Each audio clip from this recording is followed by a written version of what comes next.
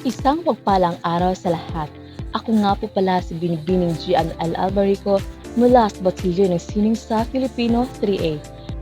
Ngayon, tatalakayin ko po ang paksa patungkol sa social media. Ano nga ba ang epekto ng social media sa paraan ng pagpapahayag ng ideya at opinyon ng mga tao? Binago ba ng social media ang ating paraan ng pagpapahayag? Positibo ba ito o may masamang epekto rin?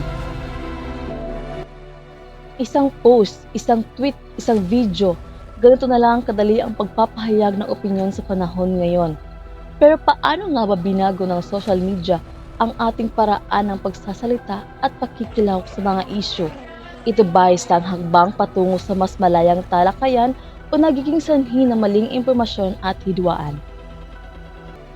May dalawang mahalagang kaisipan akong tatalakayin. Unang kaisipan, social media bilang plataporma ng malayang pagpapahayag.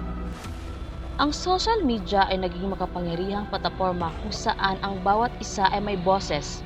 Hindi na lamang limitado ang mga tradisyonal na media tulad ng dyaryo at telebisyon ang diskurso ngayon.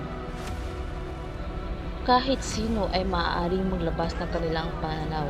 Ang mga hashtag movements tulad na lang ng hashtag nasaan ang Pangulo ay patunay na ang social media ay nagiging sandata ng mamamayan upang iparating ang kanilang mga hinanaing. Sa ganitong paraan, nagkakaroon tayong ng mas malawak na espasyo para sa pagpapahayag. Ngunit may kaakibat na responsibilidad ito. Dapat nating tiyakin na tama at makatarungan ang ating sinasabi online.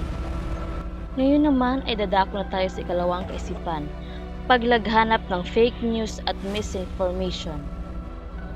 Ngunit kasabay ng malayang pagpapahayag ay ang mabilis na pagkalat ng maling impormasyon. Ang tinatawag na fake news ay isang malaking hamon sa social media, kung saan ang mga hindi beripikadong balita ay nagiging sanhi ng pagkalito at maling paniniwala ng tao. Ayon sa pag-aaral, mas mabilis kumalat ang fake news kaysa sa totoong impormasyon dahil ito ay mas nakakagulat at emosyonal.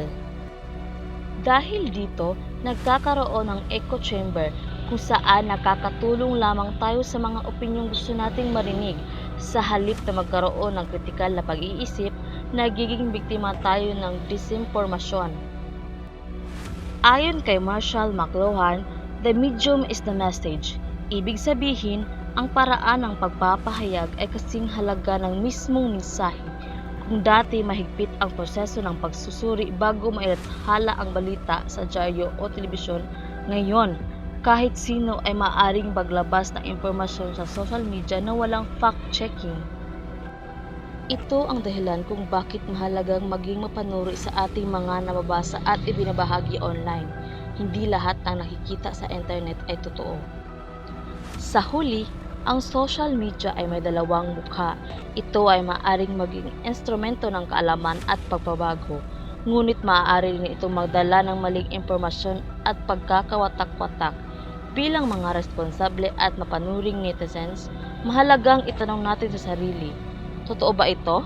Nakakatulong ba ito? Think before you click. Tayo ang may hawak ng ating digital na mundo. Gamitin natin ito ng may pananagutan.